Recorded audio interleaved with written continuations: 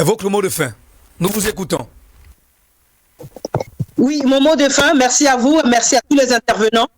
Ce que je voulais dire en conclusion serait que toutes les femmes de Côte d'Ivoire, d'Afrique, fassent vraiment front commun aux côtés de la candidature de Dr Simone Eyive Gbagbo, en particulier les deux anciennes premières dames, la veuve du premier président Félix Houphouët-Boigny, Marie-Thérèse Houphouët-Boigny, qui réside en Côte d'Ivoire, Madame Henriette Konan-Bédié, la veuve du président Henri Konan-Bédié, qui réside en Côte d'Ivoire, de faire un front commun aux côtés de la présidente Simone Eyive Gbagbo, de la candidate Simone Eyive Gbagbo, pour la Côte d'Ivoire, pour sauver la Côte d'Ivoire, pour sauver les acquis de la démocratie, tant décriés par leurs époux, leurs défunts époux. Si on veut vraiment, si on aime la Côte d'Ivoire, c'est de faire le choix de se mettre aux côtés de la présidente Simone Eyive Gbagbo, qui a subi plusieurs années de torture que ces mêmes premières dames que je viens de citer n'ont pas subi pour la Côte d'Ivoire. Elles n'ont pas eu cette camp de torture, elles n'ont même pas fait un jour de prison, ni une heure de garde à vue quelque part, contrairement à tout ce que Simone Gbagbo a subi. Et si Simone Gbagbo tient debout encore, c'est parce qu'elle compte sur des personnes comme vous, comme nous, comme la communauté camerounaise, comme aujourd'hui le journaliste Salvador Edjambé et toute l'équipe de FEPER et la chaîne de TV, vraiment pour dire que nous avons besoin de tout le monde, parce que la victoire du docteur Simone Eyive Gbagbo, ce n'est pas... Simone Gbagbo ne va pas pour faire... Elle ne croit pas en la sincérité de cette commission électorale indépendante. Hein. Elle fait partie des premières personnes qui ont décrié cela depuis 2010.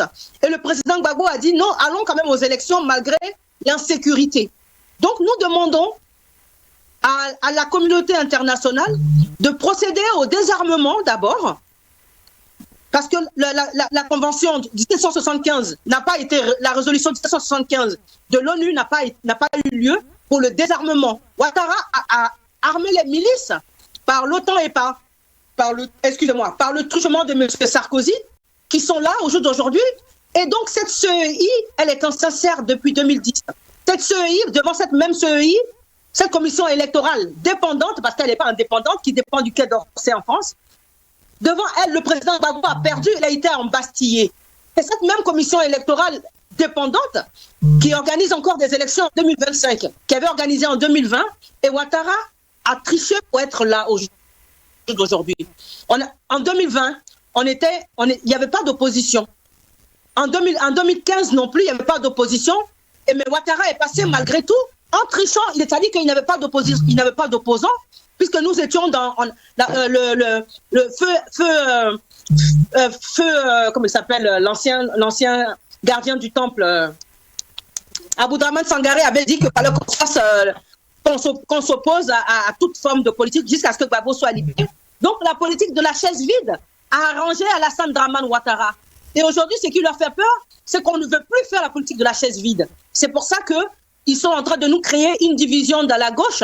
Et moi, je dis bien que si le président Laurent Gbagbo ne veut pas qu'Alassane Dramane Ouattara gagne, pour qu'il soutienne Simone Gbagbo. Mais si tous les partisans du PPACI continuent de taper sur Simone Gbagbo, c'est qu'ils sont pour la victoire d'Alassane Ouattara, parce que c'est eux véritablement qui veulent accompagner Alassane Ouattara à cette forfaiture du 4e mandat.